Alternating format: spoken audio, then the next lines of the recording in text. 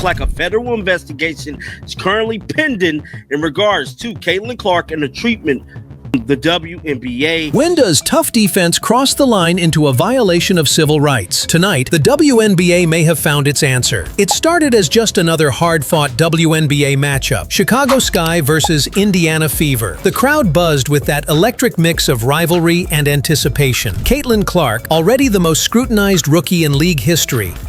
She turned to you a little bit after the Fever score. I didn't answer no Caitlin Clark questions. Did she say anything to you? I don't know what she said.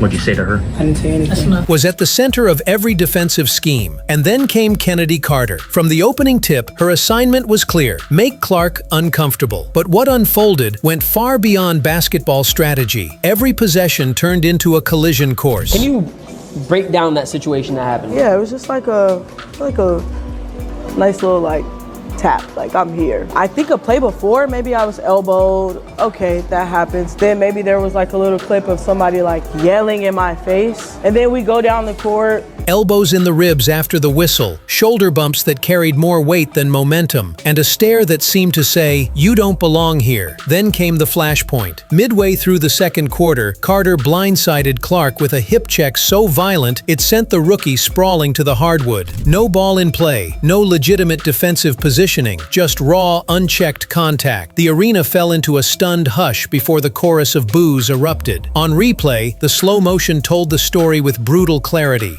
Then I hit a little bucket, you feel me? Come down, hit a nice little mid-range pull-up.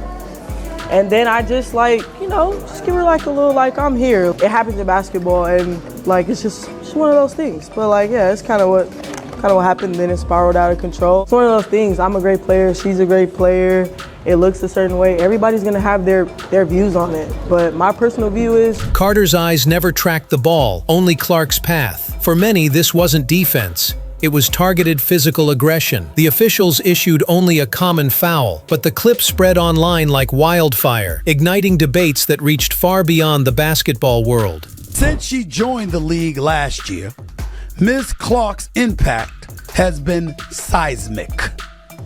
Merchandise sales soared 601%. Indiana Fever viewership jumped 170%. The team's value tripled. By the time the buzzer sounded, one question hung over Gainbridge Fieldhouse.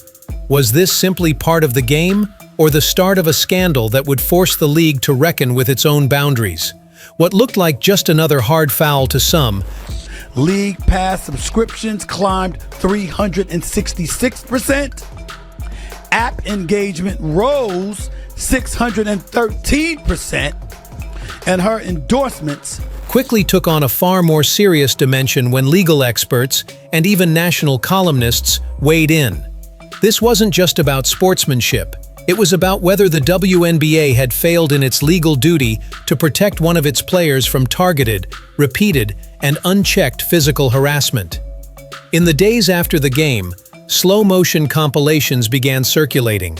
They didn't just show the infamous hip check, they revealed a pattern. I had to talk about a story that's very, very important. And albeit indirectly, it involves Caitlin Clark, the Department of Justice. Multiple plays where Chennedy Carter initiated contact well outside the normal flow of the game. Moments where Clark was left grimacing, clutching her side, or looking toward the referees with a mix of disbelief and frustration. That's when civil rights lawyers stepped into the conversation. But one thing I will not do is take credit for this. I am looking at the Wall Street Journal.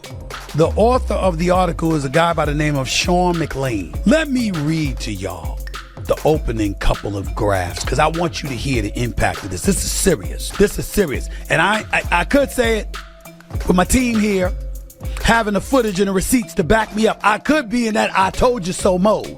I really, really could. Under U.S. law, particularly Title VII of the Civil Rights Act and workplace safety statutes, professional sports leagues aren't exempt from providing a safe working environment. If an employee is repeatedly targeted in a manner that's both physical and hostile, and their employer fails to intervene, that employer can face serious legal consequences. I don't have anything against her. She's a great player, and so am I. And I've got buckets all that season, you know what I'm saying? So it's one of those things that I I love it though. They think I hate it. I love it. I love when it gets riled up and juicy like that. You feed off of like what people say and shit, and it makes you more motivated. That's what I'm telling you. Oh yeah, I love the hate. I love that. Yeah. Oh yeah. For Caitlin Clark, the workplace is the basketball court. And if the league, coaches, and referees allowed a pattern of dangerous, non-basketball contact without protection or punishment, then, as one legal analyst put it, instead of protecting its transformative star, the league's leadership ignores the relentless targeting of Ms. Clark, treating its greatest asset as if she were a PR headache. That approach could turn into a legal liability for the WNBA. You're no longer talking about a game, you're talking about a civil rights violation. The Wall Street Journal even published an opinion piece suggesting that if this interpretation holds, the WNBA could face lawsuits that go far beyond fines or suspensions. We're talking about cases that could open the league's internal communications, expose referee directives, and potentially reshape how physicality is policed in women's basketball forever. And here's the part that made fans' blood boil: the league's initial silence. No immediate fine, no public statement condemning the act, just a vague acknowledgement in the official game report. To Clark's supporters, that was all the proof they needed that the league wasn't just asleep at the wheel, it was complicit. The moment the clips of Chennedy Carter's hit on Caitlin Clark hit social media, the internet detonated. Hashtags like #ProtectCaitlinClark, #WNBAFail, and #Chennedy Carter shot to the top of trending lists on X, Instagram, and TikTok. Fans were dissecting the footage frame by frame, circling Carter's smirk after the foul, pointing out the way referees simply let play continue. It wasn't just Fever fans who were furious. Casual sports viewers, former players, and even NBA personalities started weighing in. One ESPN analyst went so far as to call it an unprovoked workplace assault dressed up as basketball. Then came the fan videos. Inside Gainbridge Fieldhouse, multiple angles captured Clark walking back to the bench, visibly shaken, rubbing her hip, while Carter strutted to her own bench with high fives from teammates.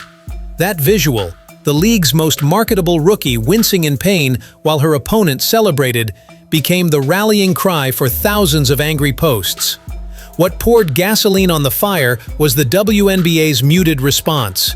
For days, no statement, no fine, no suspension. The silence didn't just anger Clark's supporters, it emboldened conspiracy theories. Was the league protecting Carter because of internal alliances? Was this part of a broader pushback against Clark's skyrocketing popularity, which some veteran players reportedly resented? Even major sports talk shows, which rarely dedicate long segments to women's basketball, devoted entire blocks to the controversy. One national radio host told his audience, if this happened to LeBron, Giannis, or Steph, there'd be immediate ejections, league statements, and fines before the next morning. The WNBA's lack of action sends a message. Certain stars are protected, others are not. By midweek, the public pressure reached a boiling point. Fever fans began organizing online campaigns demanding Carter's suspension and calling for WNBA Commissioner Cathy Engelbert to address the incident publicly. Some threatened boycotts, saying they wouldn't attend games until Clark's safety was taken seriously. And here's where the story stopped being just about sports. National political commentators picked it up. Civil rights lawyers started talking about precedent. Former pro athletes compared it to historic moments when leagues were forced to change after public outrage. The message was clear. This was no longer an on-court scuffle. This was a league-wide reckoning. The WNBA's response, or lack thereof, has become its own subplot in this unfolding saga. When the league finally issued its official statement, it was terse, clinical, and carefully worded. The kind of language designed to satisfy procedural requirements without fanning the flames. Chennedy Carter's foul was officially upgraded to a flagrant 1 the day after the incident, but that did little to appease Fever fans who had watched their star hit the floor without even the courtesy of an in-game review. This wasn't just about one play, it was about perception. To many, the message from the league seemed to be, "We'll deal with it quietly and move on." But fans, especially those new to the WNBA because of Caitlin Clark, weren't willing to let it slide. The hashtag #ProtectCaitlin trended for days, and even neutral observers questioned why the league seemed hesitant to publicly condemn the act. It didn't help that Clark herself took the high road, refusing to pour gasoline on the fire when asked. Her calm demeanor contrasted sharply with the outrage swirling online, making her look composed, but also leaving room for others to argue she was being left to fend for herself. The incident has now become a case study in how the WNBA manages star player safety, PR optics, and the collision of old guard physicality with a new wave of fandom. And whether the league admits it or not, this won't be the last time they're forced to walk that tightrope. In the end, the Chennedy Carter Caitlin Clark incident was more than just a hard foul in a regular season game. It was a flashpoint, one that exposed fault lines running deep through the WNBA. On one side, a league that's prided itself on toughness, physicality, and a no-easy-buckets mentality.